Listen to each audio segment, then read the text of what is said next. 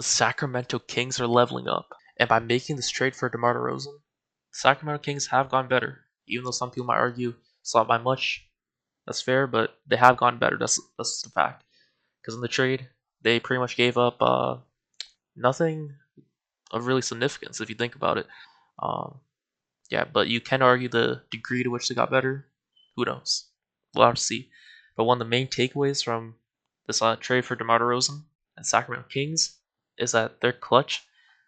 Like, okay, so they already had Darren Fox, who's pretty clutch, and now they have DeMar DeRozan, who's even more clutch. So we saw the Kings, their struggles.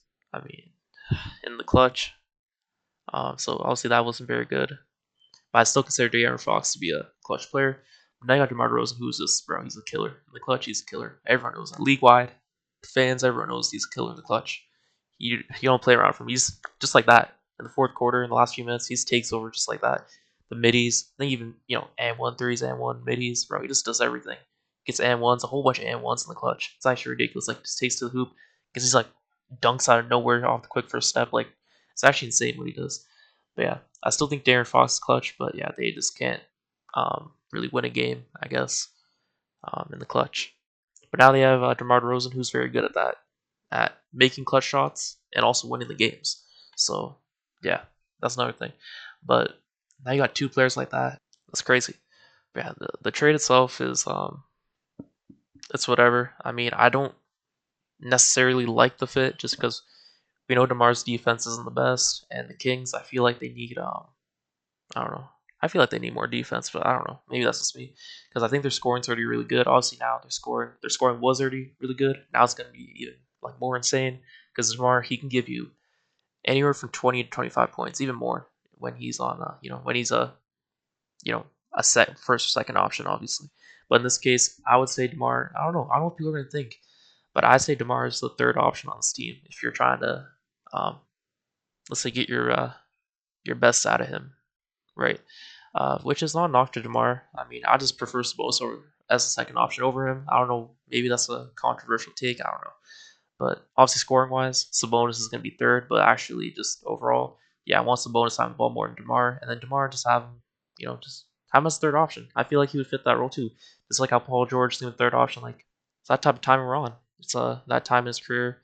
And DeMar will be fine with that anyways. He's just that type of guy. He's a cool guy. Doesn't really get, salty about that. He's about winning anyways, so he gets it.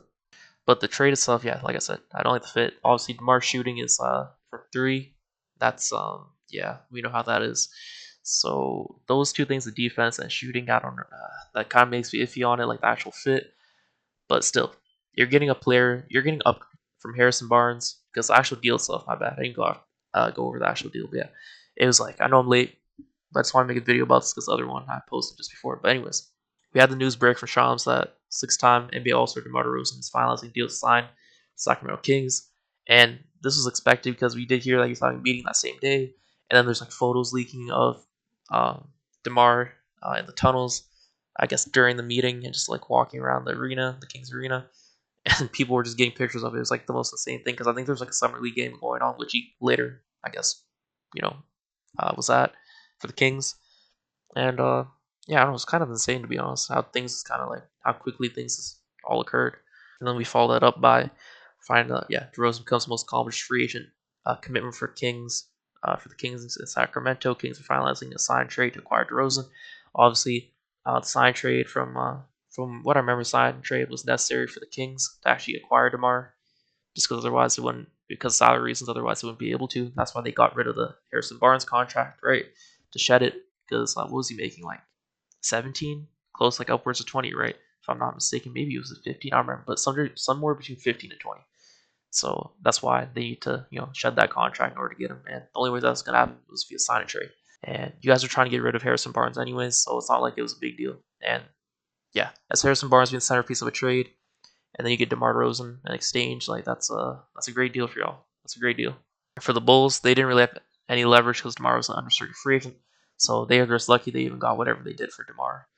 So they can't even really complain. Plus, they're not gonna go against DeMar's wishes. He's literally helping them. If you think about it, he's literally helping them get just anything. It's better to get something over nothing. At least that's why I see sign trades like this. And yeah, So that's pretty insane. This is your guys' biggest free agent signing. That's pretty huge. And then obviously, yeah, sign trade happened, and then we found out that yeah, sign trade is a 3-year deal for DeRozan, and in that deal it sends Harrison Barnes to the San Antonio Spurs and Chris Duarte, 2 second-round picks and cash to the Chicago Bulls. Because we did see earlier on in the day, what's it called? The Spurs were making trades where they're just pretty much getting cap space, like getting rid of players so they can create cap space. I'm like, damn, it's looking weird. I'm like, Spurs have been rumored to be the third team in this to help, the cap, like salary wise. And I'm like, okay, this makes sense.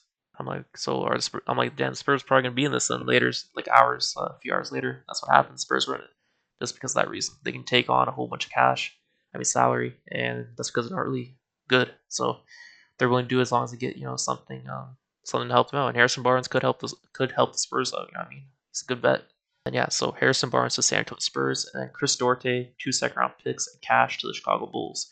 And so, like I said, Chicago Bulls they weren't even guaranteed to get anything. So the fact that they even got this is that's good for them. DeMar did them a favor. So Chris Duarte, whatever, he's not young anymore. He was old when he even came to the league as a rookie because he went like all 4 years. So, but good shooter still. But he does get injured a lot, and then 2 second-round picks is the main thing, and then cash. So that's all the Bulls get. But honestly, can't hate on that. Better than nothing. And also the Kings get DeMar. And then yeah, it was originally reported that he was going to sign a 3-year deal worth $70 million. But then we later found out that's actually 3 years worth $74 million with no player option, and the last year is partially guaranteed, which is huge. And then yeah, the Kings wanted to keep up the Western Conference offensive arms race and bring on DeMar DeRozan, join De'Aaron Fox and Domantas Sabonis. And also we found out that DeMar just obviously he really liked what the Kings were doing, De'Aaron and Sabonis, that duo, so he wanted to join that. And yeah, I think from what I remember, De'Aaron Fox at the meeting too, so he helped convince DeMar to come join the team. And yeah, DeMar's all about it. Also, he's from LA, so he's back in California, closer to home, which is probably another thing. Because those LA teams were not it for him, fit wise. And there's a whole bunch of just stuff going on there I wouldn't get to, but such as the contract includes a partial guarantee in year 3 and bonuses for being named an All Star. And then Sacramento has been aggressive in pursuing DeRozan's free agency, which is what we know. And yeah, there's other teams that are interested, like the Lakers, but we know what happened with that. And yeah, like I said, I glossed over this kind of, but the Sacramento Kings, they had that season before where they were going like crazy. They were having like like comeback year in a sense for their franchise, and then the year after, yeah, they underperformed. We've seen them underperforming ever since, and yeah, all the teams have been getting better, so it only makes sense for the Kings to get better. And this is a lateral move, man. And yeah, the partial guarantee in third year is huge. So like obviously his first 2 years you're paying him a decent amount, but then the third year, obviously because of bonuses and just being partially guaranteed, that's pretty huge. So it gives you some salary relief after the 2 years, and by then he's gonna be pretty old. I think was he 34 right now, so 30 like 6, 37 by then. He's probably gonna be way worse, if we're being honest. And yeah, so it's 3 years, 74 million. And I like the team, but I don't know. I honestly don't know. Like it's cool, but I don't know about the fit. This I feel like the defense is still a big concern for me, and this is just it doesn't help with that. This move does not help with that. And yeah, so for the picks themselves, the Kings will also send the Spurs a 2032 unprotected pick swap, or sorry, 2031, if you cared about that. And I don't know. So the starting lineup would be obviously De'Aaron, Herter, um, DeMar, Keegan Murray, and then you have Sabonis. And off the bench, you would have Malik Monk still, which is pretty cool. I mean, that sounds nice, but I don't know. This big threes is like, I mean, this is technically a big three, but I don't know what I consider them. I don't see this big three working out, to be honest. I feel like it might. I don't know. Hopefully they prove me wrong, but I feel like it's not going to work out that well. Yeah. So 76 million over 3 years plus bonuses in the first 2 years, 59 million fully guaranteed. So then if we do the math there, 76 million minus 59 million, that's 17 million. I guess in the third year is partially guaranteed. To how much we don't know, but yeah, third year is partially guaranteed. And then yeah, we found out that Chicago will create a large $17.6 million trade exception. So like after the Caruso move, we thought okay maybe they're rebuilding because they valued him highly, and then now DeMar's gone, so now Levine's next. They've been trying to get rid of him, but no one wants him, so they can use the trade exception to maybe do something about that. And then Chris Duarte is in the last year of his contract. He's rookie extension eligible up until October 21st. I don't know what the Bulls are gonna do about that. Probably just I don't know. I don't even think they'll extend him. Who knows? Harrison Barnes has 2 years left, 18 million, 19 million. So yeah, as we're right around roughly, 20 million. So to make up for that, salary wise on the deal. And then yeah, like I said, Sacramento Kings star De'Aaron Fox played a pivotal role by joining today's meeting to help recruit DeMar DeRozan. The two are excited about partnering together on the court, which is what I was saying earlier. I do like these three players, but I don't know how they fit together. I don't know. This team, I feel like it makes them better, but I don't think that much better, as much as people might think. They might disappoint. I don't know how much more, I honestly don't know how much of a difference it'll actually make. It might not be that much, but who knows? Maybe I'm wrong, honestly. And Barnes also has a $3.7 million trade bonus that Sacramento's responsible for paying. The bonus could be negotiated down, but only with the consent of the player, which is not going to happen. And then $1.85 million would apply to each of the 2 remaining seasons. So be getting split from what I'm seeing. So everything from the trade, just like logistics wise, they got better, but I don't think they got that much better. And they might still disappoint, so I don't know. But you got to do something rather than do nothing. You know what I mean? You can't be just staying in I guess mediocrity, because that's the worst thing to do. So at least they're making moves, but I don't know. I could be wrong. The defense is still lacking. Hopefully they can maybe try to do something to fix that. But right now, as B, first round exits, I don't know. Honestly, man, I'm not trying to get cooked out here, man.